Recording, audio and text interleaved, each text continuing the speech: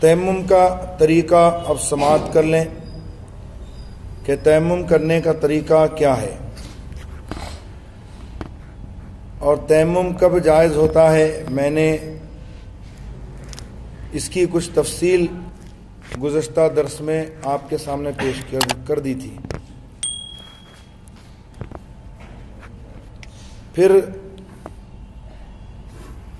مختصر انداز میں اس کو سماعت کر لیں کہ اگر جہاں پر یہ ہے چاروں طرف 1.5 کلومیٹر تک پانی کا نام و نشان نہ ہو تو وہ تیمم کر سکتا ہے، یا اتنا بیمار ہو کہ پانی کا استعمال بیماری بڑھا دے گا، قوی اندیشہ ہے، غالب گمان ہے، یا اس طرح کہ خود اس نے اس کا تجربہ کیا ہے، یا کسی مسلمان حاذق حکیم نے اس کو بتایا ہے تو وہ تیمم کر سکتا ہے، یا کنویں میں پانی ہے مگر ڈول اور رسی نہیں ہے کہ پانی نکال سکے تو تیمم کر سکتا ہے، یا پانی تو ہے مگر باہر نکلے گا تو دشمن کا خوف ہے، یا کوئی درندہ بیٹھا ہے کہ چیر پھاڑ کھائے گا، تو یہ تمام وجوہات ہیں تیمم کے جائز ہونے کے لیے۔ تو میں نے ایک بات اور عرض کی تھی کہ غسل اور وضو دونوں کا ایک ہی تیمم ہے، ایسا نہیں کہ وضو کے لیے الگ تیمم ہو اور غسل کے لیے الگ تیمم ہو، دونوں کی نیت سے ایک ہی تیمم کر لے گا تو کافی ہے۔ تیمم کرنے کا طریقہ یہ ہے کہ بسم اللہ پڑھ کر پہلے دل میں تیمم کی نیت کرے، دل میں تیمم کی نیت کرے، اور زبان سے بھی یہ کہہ لے نویت ان اتیمم تقربا الی اللہ تعالی۔ یاد رکھیے کہ تیمم میں نیت جو ہے وہ فرض ہے، وضو میں نیت سنت ہے، تیمم میں نیت فرض ہے، اس کو ذہن میں رکھیے گا ہمیشہ۔ وضو میں نیت کرنا سنت، نیت نہیں بھی کرے گا وضو ہو جائے گا مگر وہ ثواب اس کو نہیں ملے گا، لیکن تیمم میں اگر نیت نہیں کرے گا تو تیمم ہوگا ہی نہیں، کیونکہ تیمم کے فرائض 3 ہیں۔ تو پہلا فرض ہے تیمم کی نیت کرنا، دوسرا فرض ہے پورے چہرے پر ہاتھ پھرانا، اور تیسرا فرض ہے کوہنیوں سمیت دونوں ہاتھوں پر ہاتھ پھرانا۔ تو 3 فرائض تیمم میں ہیں۔ غسل میں بھی 3 فرائض ہیں، کلی کرنا غرغرے کے ساتھ، ناک کی نرم ہڈی تک پانی چڑھانا، سارے ظاہر بدن پر پانی بہانا، اور وضو میں 4 فرائض ہیں۔ پہلا فرض چہرہ دھونا، دوسرا فرض دونوں ہاتھ کوہنیوں سمیت دھونا، تیسرا فرض پاؤں سر کا مسح کرنا، اور چوتھا فرض ہے ٹخنوں سمیت دونوں پاؤں دھونا۔ اور تیمم میں 3 فرائض ہیں۔ پہلا فرض تیمم کی نیت کرنا، دوسرا فرض چہرے پر ہاتھ پھرانا، تیسرا فرض دونوں ہاتھوں کو کوہنیوں تک دونوں ہاتھوں پر ہاتھ پھیرنا۔ تو نیت پہلے کرے گا نویت ان اتیمم تقربا الی اللہ تعالی، نیت کی میں نے تیمم کرنے کی اللہ رب العزت کی نزدیکی حاصل کرنے کے لیے، تقرب حاصل کرنے کے لیے۔ پھر اب نیت کر لے اور زبان سے کہہ لے تو اور اچھا۔ نیت کہتے ہیں دل کے پکے ارادے کو، تو دل میں ارادہ پکا ہونا چاہیے تیمم کا، اور اگر زبان سے بھی کہہ لے گا تو اچھا ہے، مستحب ہے، ثواب پائے گا۔ اب دونوں ہاتھوں کو کی انگلیوں کو کشادہ کر کے، اس طرح ایسے جمع کر کے نہیں، کشادہ کر کے کھول کر کے زمین پر مارے، ایسے مارے یا دیوار پر۔ پھر دونوں ہاتھوں کو اگر گرد زیادہ لگ گئی ہو تو انگوٹھے سے انگوٹھا ملا کر اس طرح کر کے جھاڑ لے گرد۔ پھر دونوں ہاتھوں کو پورے چہرے پر اس طرح پھرائے کہ جہاں تک وضو میں دھونا فرض ہے تو ہر حصے پر ہاتھ وہ پھر جائے۔ تو اگر کوئی ایک بال برابر بھی جگہ ہاتھ پھیرنے سے رہ گئی تو تیمم نہیں ہوگا۔ تو وضو میں چہرہ पेशानी के बाल उगने की जगह से ठुडी के नीचे तक और एक कान की लौ से दूसरे कान की लौ तक, ये धोना फर्ज है वजू में। तो उतना हिस्से पर हाथ फिरा लेना उसके लिए फर्ज है। अगर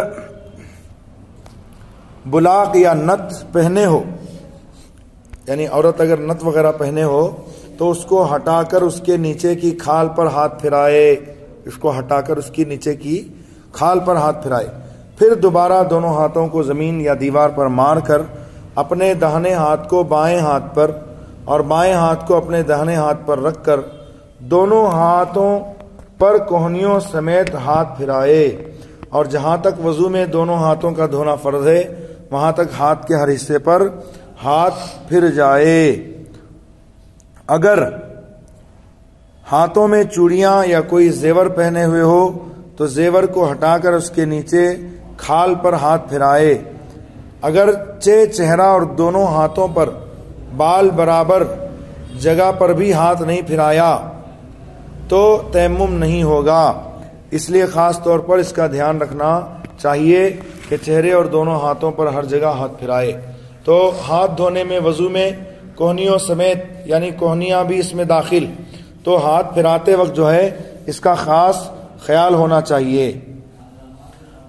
तो पहले क्या करेगा, अपने दाहिने हाथ को बाएं हाथ पर रखकर, है ना, ये पूरा मसा करते हुए इस तरह से ऊपर तक जाएगा और ऐसे वापस करके पूरा, है ना, कि एक हिस्सा भी बाकी, हेलो यही टूट गया, एक हिस्सा भी बाकी न रहे। ऐसे ही फिर बाएं हाथ को दाहिने हाथ पर फिराएगा कि वजू में जो जो हिस्से का धोना फर्ज है वहां तक हाथ फिर जाए। तयम्मुम में 10 चीजें सुन्नत हैं। पहली सुन्नत बिस्मिल्लाह पढ़ना, तो वजू में भी ये सुन्नत है बिस्मिल्लाह पढ़ना और तयम्मुम में भी बिस्मिल्लाह पढ़ना सुन्नत है। हाथों को जमीन पर मारना, नंबर 2। नंबर 3, हाथों को जमीन पर मारकर अगर गुबार ज्यादा लग गया हो तो झाड़ना। नंबर 4, जमीन पर हाथ मारकर हाथों को लौट देना। हाथों को लौट देना, कैसे लौटेंगे हाथ को, ऐसे मार के, है ना, हाथ इसको ऐसे ऐसे करना, हाथ मारकर, ये क्या है, सुन्नत है, फर्ज नहीं है। फर्ज ये है कि गर्द लग जाए हाथ को और उससे आप चेहरे और हाथ का मसा कर लें। नंबर 5, पहले मुंह पर हाथ फेरना। नंबर 6, फिर हाथों पर हाथ फिराना। नंबर 7, चेहरा और हाथों पर लगातार हाथ फिराना। ऐसा ना हो कि चेहरे पर हाथ फिराकर फिर देर के बाद हाथों पर हाथ फिराए। तो जैसे चेहरे पर हाथ फिराया उसके बाद दोनों हाथों पर हाथ फिराए। नंबर 8, पहले दाएं फिर बाएं हाथों पर हाथ फिराना। पहले दाएं फिर बाएं हाथों पर हाथ फिराना। उंगलियों से दाढ़ी का खिलाल करना, उंगलियों से दाढ़ी का खिलाल करना। नंबर 10, उंगलियों को का खिलाल करना जबकि उनमें गुबार भर गया हो। तो खिलाल ऐसे करेंगे। तो पहले मैंने बताया था कि दाहिने हाथ को बाएं हाथ पर रखना, बल्कि सुन्नत यह है कि सीधे हाथ का पहले मसा होना चाहिए, उसके बाद बाएं हाथ का मसा होना चाहिए, यानी हाथ फिराना चाहिए। मसा का मतलब वो पानी वाला मसा नहीं, बल्कि हाथ फिराना चाहिए। मट्टी, रेत यानी बालू, पत्थर, गिरू वगैरह हर उस चीज से तयम्मुम हो सकता है जो जमीन की जिन्स से हो। लोहा, पीतल, कपड़ा, रांगा, तांबा, लकड़ी वगैरह से तयम्मुम नहीं हो सकता जो कि जमीन की जिन्स से नहीं है। याद रखो कि जो चीज आग से जलकर न राख होती हो न पिघलती हो वो जमीन की जिन्स से है ना। जैसे मट्टी वगैरह, तो मट्टी को आग में डालिए आप, ना वो राख बनती है ना पिघलती है। बालू को डाल दो, ना राख होती है ना पिघलती है ना। तो उससे تیمم کر سکتے ہیں، اور جو جل کر راکھ ہو جائے یا پگھل جائے وہ زمین کی جنس سے نہیں ہے، جیسے لکڑی کہ جل کر راکھ ہو جاتی ہے، اور سب دھاتیں جیسے تانبا، لوہا، پیتل وغیرہ یہ سب جو ہے دھاتیں پگھل جاتی ہیں آگ میں۔ راکھ سے تیمم جائز نہیں، جو راکھ ہوتی ہے نا اس راکھ سے تیمم جائز نہیں ہے۔ گچ کی دیوار اور پکی اینٹ سے تیمم جائز ہے اگرچہ ان پر غبار نہ ہو، اسی طرح مٹی پتھر وغیرہ پر بھی غبار ہو یا نہ ہو، بہرحال اسے تیمم جائز ہے۔ مٹی پر یا پتھر پر گرد و غبار ہو یا نہ ہو لیکن اس سے تیمم جائز ہے۔ پتھر بھی زمین کی جنس سے ہے، وہ بھی آگ میں نہ جلتا ہے نہ پگھلتا ہے۔ مسجد میں سویا تھا اور نہانے کی حاجت ہو گئی تو فوراً ہی تیمم کر کے جلد مسجد سے نکل جائے۔ یہ جو مشہور ہے کہ مسجد کی دیوار سے تیمم جائز نہیں ہے، یہ بالکل غلط ہے۔ مسجد کی دیوار اور زمین پر بھی تیمم بلا کراہت جائز ہے۔ جیسے یہاں زمین ہٹایا، اگر یہ پتھر وغیرہ کی زمین ہے یا مٹی کی ہے یا اس پر گرد و غبار جمع ہے نا تو اسی سے تیمم ہو جائے گا۔ کسی وجہ سے نماز کا وقت اتنا تنگ ہو گیا کہ اگر وضو کرے گا تو نماز قضا ہو جائے گی۔ تمہارا مسئلہ، کسی وجہ سے نماز کا وقت اتنا تنگ ہو گیا کہ وضو کرے گا تو نماز قضا ہو جائے گی، تو چاہیے کہ تیمم کر کے نماز پڑھ لے اور پھر اس کے بعد اسے لازم ہے کہ اس نماز کو دہرائے۔ اگر کوئی ناپاک ہو گیا، نہانے کی حاجت ہو گئی، اب اتنا وقت نہیں ہے کہ نہا کر نماز پڑھ سکے، تو اس کے لیے کیا ہے مسئلہ؟ پہلے ناپاکی کو دھو لے، پھر غسل کا تیمم کرے، پھر وضو کر کے نماز پڑھے، ہے نا؟ جلدی ہو جائے گا نا۔ نہانے میں جتنا ٹائم لگتا ہے اس سے بہت کم ٹائم میں ناپاکی دور کرے گا، اور غسل کی نیت سے تیمم کرے گا، اور پھر وضو کرے گا، نماز پڑھے گا، ہے نا؟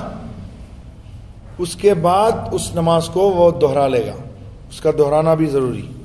لیکن اگر وقت نکلتا دیکھے کہ جب تک نہائے گا وقت نکل جائے گا تو وہ ناپاکی دھولے دور کرے، پھر وہ غسل کا تیمم کرے، پھر وضو کر کے نماز پڑھ لے۔ اگر پانی موجود ہو تو قرآن مجید کو چھونے یا سجدہ تلاوت کے لیے تیمم کرنا جائز نہیں، بلکہ وضو ہی کرنا ضروری ہے۔ جس جگہ سے ایک شخص نے تیمم کیا اسی جگہ سے دوسرا بھی تیمم کر سکتا ہے۔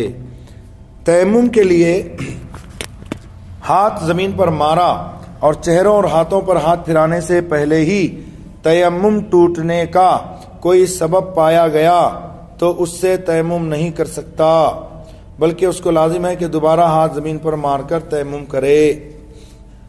تیمم کے لیے ہاتھ زمین پر مارا اور چہرہ اور ہاتھوں پر ہاتھ پھرانے سے پہلے ہی تیمم ٹوٹنے کا کوئی سبب بن گیا، تیمم ٹوٹنے کا کوئی سبب بن گیا تو اس سے تیمم نہیں کر سکتا، جو ہاتھ مار کے جو غبار ہاتھ میں لگا ہوا ہے، بلکہ اس کو لازم ہے کہ دوبارہ ہاتھ زمین پر مار کر تیمم کرے۔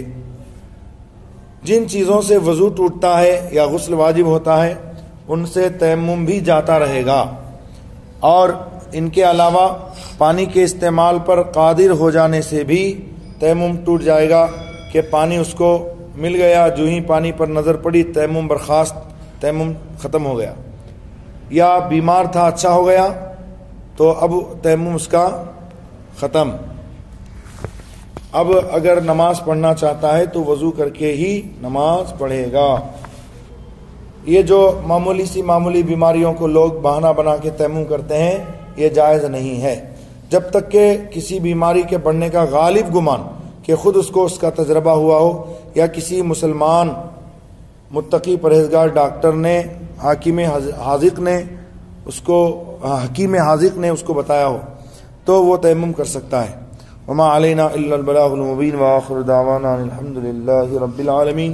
اللہم صلی علی سیدنا محمد وعلی آلہ وصحبہ اجمعین۔ یا اللہ یا رحمان یا رحیم اپنے کرم سے اپنے حبیب علیہ الصلوۃ والتسلیم صدقے جو درس ہوا سے اپنی بارگاہ میں قبول فرما.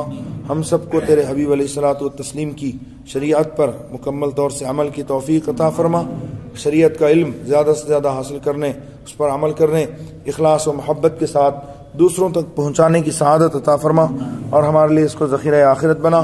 سچے مذہب، پیارے مذہب، اچھے مذہب اہل سنت و جماعت مسلک اعلی حضرت پر قائم رکھ، اور اسی پر خاتمہ بالخیر نصیب فرما.